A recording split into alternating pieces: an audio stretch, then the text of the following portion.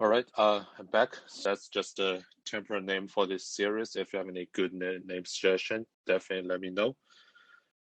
So this will just be a introduction to some of the most popular apps, or in this case, games that are developed by teams in China, but usually released worldwide. So today we'll start with our first episode on this game called Genshin Impact. Since I work at a game development studio, and game has always been my passion, so that's why I choose this as the first episode. So just some brief history on this game. It was first released in September 2020 last year. So right now it's just around 1 year anniversary. Um, I believe this is the fastest game to ever break $1 billion in terms of revenue. So I think it took Genshin Impact about 6 months to break 1 billion. The second fastest one will be Pokemon Go. So this is definitely, you could say, the most successful mobile game, just in terms of the speed for it to achieve a grand scale economic success. So Genshin Impact was made by a local Chinese game company called MiHoYo. It's located in Shanghai, so one of the largest cities in China, and it's co-founded by a few computer science students in Shanghai Jiao Tong University, so a really good engineering university in Shanghai. And this is actually either their fourth or fifth installment in the game studio. So previously they've released several games. I think the last one before Genshin Impact is called Honkai Impact. So their first game was a 2D like shooting game, and then later on they brought on like 2D arcade game, and Honkai Impact was more like a 3D RPG game. So already pretty similar to Genshin Impact. However, the Honkai Impact game, you can only play within a enclosed area for each battle. So it's not really an open world game like the Genshin Impact. So for Genshin Impact, if you've ever tried this game or watched the video, you can definitely tell that probably the first, I would say, 10 hours of the game, you definitely feel like you are just playing a mobile version of the Zelda Breath of the Wild. And I think even the developers, they didn't really deny that, they were borrowing a lot of the elements, styles from the Zelda game. Partially that's maybe also the reason why they just have this huge initial success when they were released, because Zelda was a very good game on Nintendo Switch, and a lot of people definitely want to try something similar on mobile, since Nintendo really released any game on the mobile platforms. So yeah, pretty much right after they released on Android, iOS, and Windows, also PlayStation 4 in September last year, they just start to accumulating this huge success, not only in mainland China, that's where their original market was for their previous games, but they also start to just collect huge customer base outside mainland China. So just some of my personal views. I think one of their biggest reason for their success is they're trying to build this massive fantasy world that's also partially based on reality. So just to give you some brief overview of the world, it's set up in this fantasy world called Tivat, and it's composed of 7 major nations. Uh, Not going to just say all their names, but you can tell from the first 3 nations released, they are definitely modeled after like real nations or cultures in the real world. So the first one is like a medieval time Western Europe. Second one is like a medieval time China, and the third and most recent one is modeled after the medieval time Japan. And I believe the upcoming one, hopefully early next year, will be like the Middle East or like Persian culture. So I think that's the biggest reason that it can attract just the whole, gameplay population in the world, because everyone can find something to relate to this word. It could be either the country they like most, or could be just their motherland that related to. So yeah, that's pretty much it. And I guess I can also kind of comment on the some other aspects of this game. For example, the music for this game is really great. It's if you should go, definitely go to their Genshin Impact YouTube channel, where you will find some of the behind the scene videos of how the background music for this game is made. For example, for the first nation, like the Europe inspired world, they went to the London Philharmonic Orchestra to record the music, and for the China inspired nation, they went to the Shanghai Orchestra, and the third they went to the Tokyo Orchestra. So they always go to the most famous orchestra in the nation where they drew their inspiration from for each word, and just try to have the best quality music. Um, I think they mentioned that the initial budget for this game was like 100 million US dollars, and you can definitely tell that a huge portion of that just went to the music directly. And besides music, another thing that's really impressive about this game is just how break the technical boundaries of mobile gaming. So they still use this engine called Unity, which is a pretty universal engine for developing games on mobile versions, for mobile platforms or for Windows or any other platforms. But a lot of people would say the universal version is pretty limited in terms of graphics performance, and it doesn't really perform well if you're trying to have some AAA level game on a mobile platform. So what the game studio MiHoYo decided to do is they reached out to Unity and purchased the source code of Unity, so that they can start to tweak the game engine themselves and do some customer development, so they can really squeeze out the computational resources on the iPhone or the Android phone. So you can see it's pretty close to AAA title graphics performance on a mobile phone.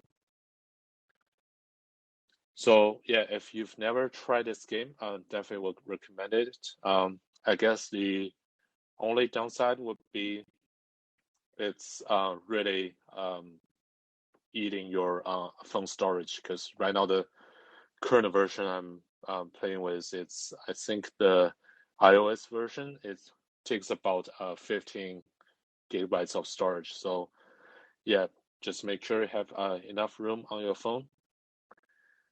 And yeah, that's pretty much all I have prepared. If you have any questions, definitely let me know. I'll just be hanging here for a while. Yeah, thank you.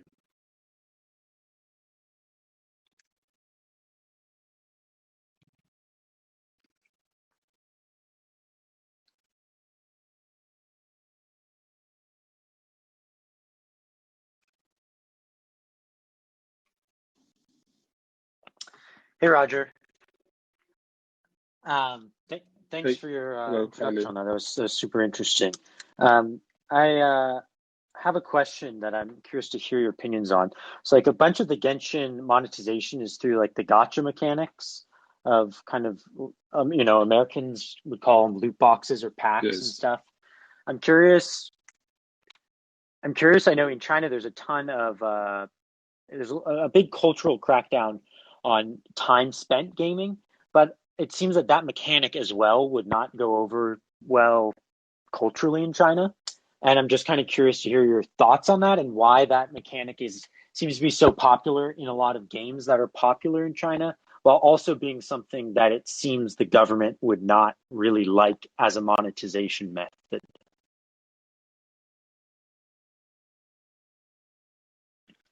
yeah, thank you. Yeah, that's a very good question. I'm just trying to give my best answers here, but if you need any follow-up information, definitely let me know. So, yeah, so even like before the Chinese government tried to set, hard time limits for especially people under the age of 18.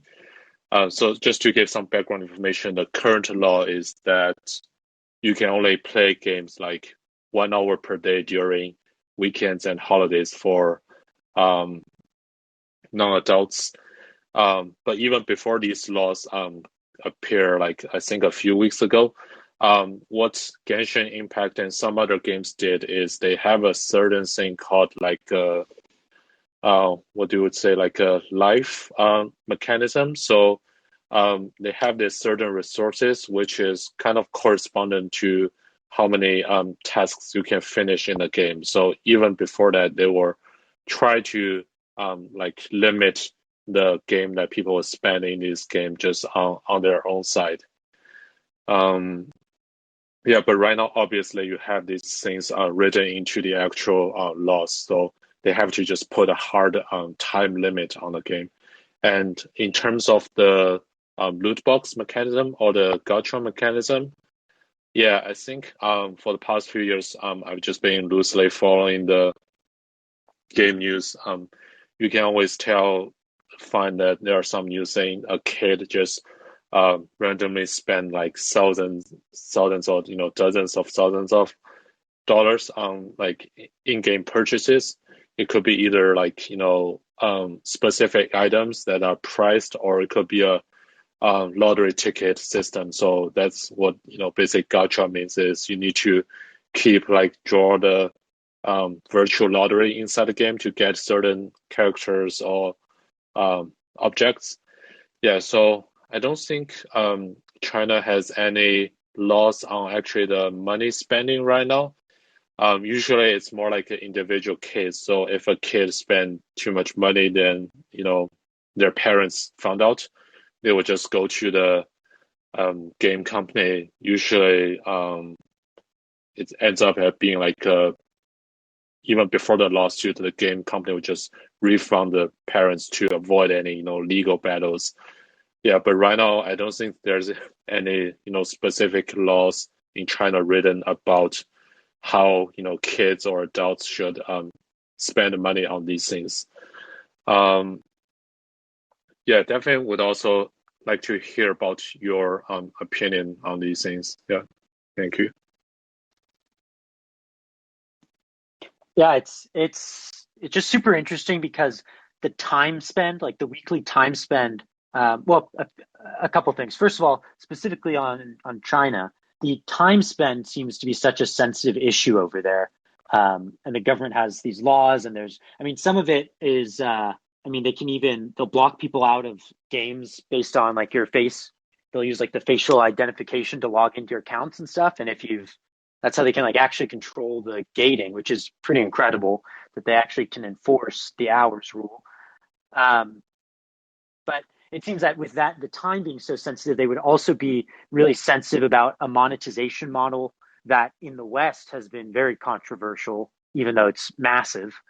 So it's interesting to me that like, there has been no legislation about how you monetize, like monetizing user gotcha mechanics in China. I just think that's interesting. The second second of all, which I didn't know about Genshin was how they kind of they like they time gate themselves to make it so that the game kind of fits the laws of China, so that what you were explaining with like the lives and only being able to do so much in each life. I'm wondering, do you know what like is there are there different kind of progression mechanics in China versus releases in the West where there aren't these hour limits? Because it seems like the game has almost been designed around the hour limits that are law in China. So I'm wondering if you know anything about that. Yeah, good question. Yeah, I think right now, even there's like a 1 hour limit per day for like, people under 18, but honest, just based on my own personal experience playing the game, like once you reached a certain level in this game, you just don't have much to do like beyond like, the daily like 15 minutes. So after the first 15 minutes of the game, you just don't Hmm. have much to do because you've used up all your resources in the game. But there is this one, channel the game company offered in Genshin Impact and other games is you can spend more like, real world money to buy the resources so you can keep playing the game. So I think for these game companies, like I don't think they're that concerned about, the amount of time the players spend in a game because that doesn't really generate any revenue because most of these games are like free to play now, different from the old like, World of Warcraft style where you pay for the gaming time. So now I think they're just trying all kinds of ways try to make you spend the money. So yeah, just as I mentioned, like once you spend the first 15 minutes after that, if you want to do any tasks, you pretty much have to spend more money to just keep playing, even within the 1 hour limit. Wow, yeah, it's super interesting because a bunch of American games that I mean are globally popular, but mostly out of America, we see there's this huge correlation of the more you play, the more you pay. Like Apex and Fortnite, like the people who play more of those games, and those games don't have any gating mechanics. Like Genshin and mostly mobile games have like all these gating mechanics where like, Mhm. without spending any real world money, you won't be able to go further today or for the next hour or whatever.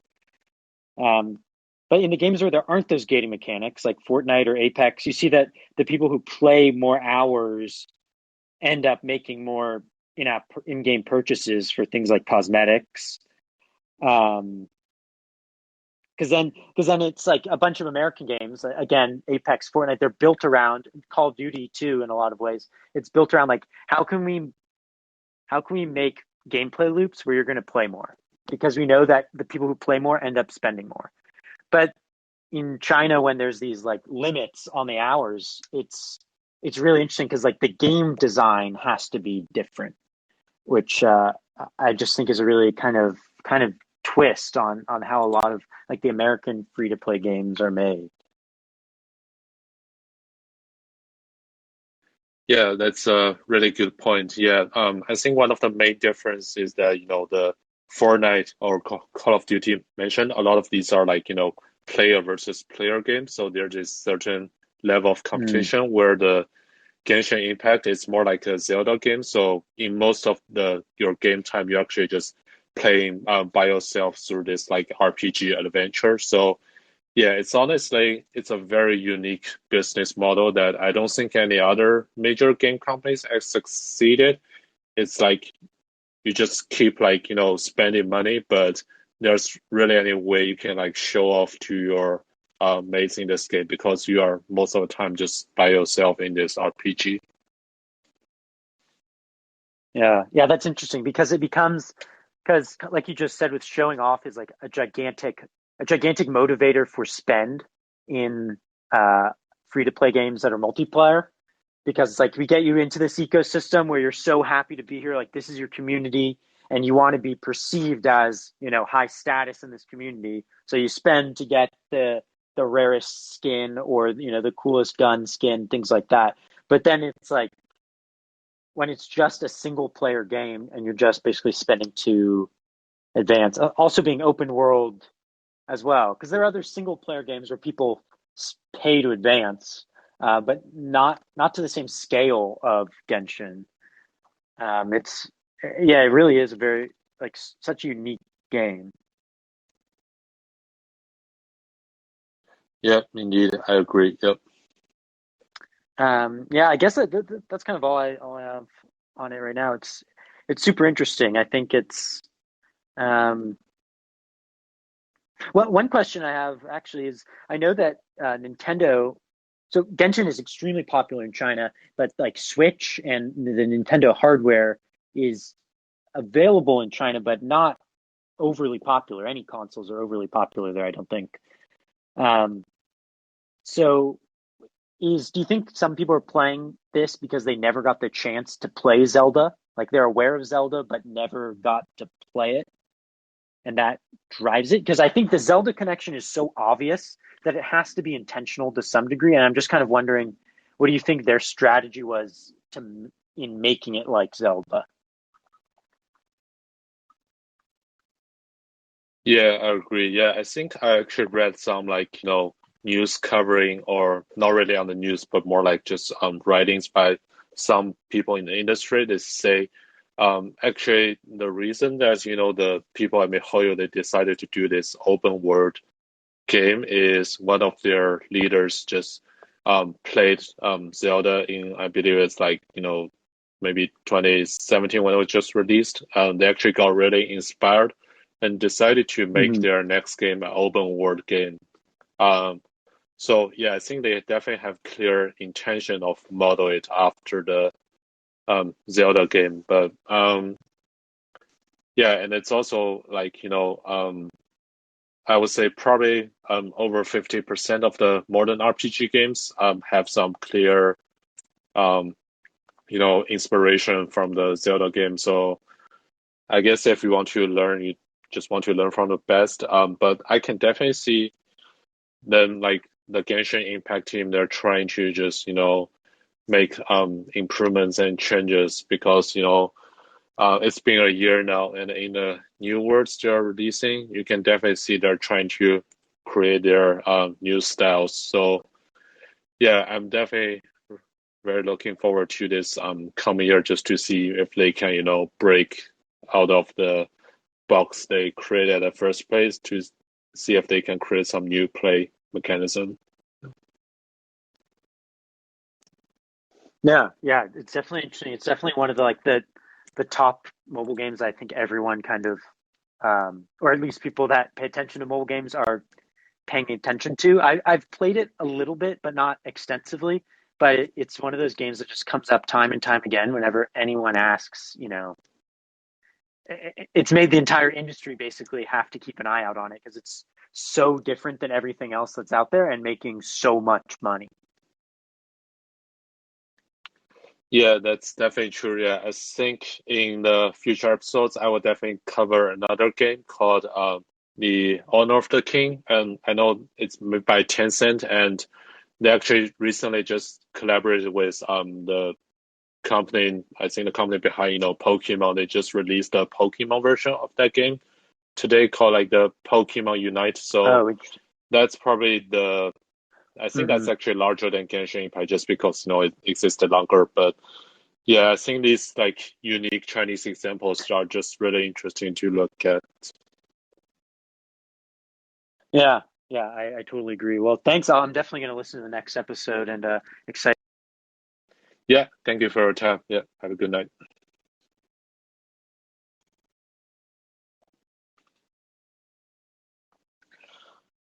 All right, that's our first episode. Definitely looking forward for feedback and hopefully we'll see you guys again next week.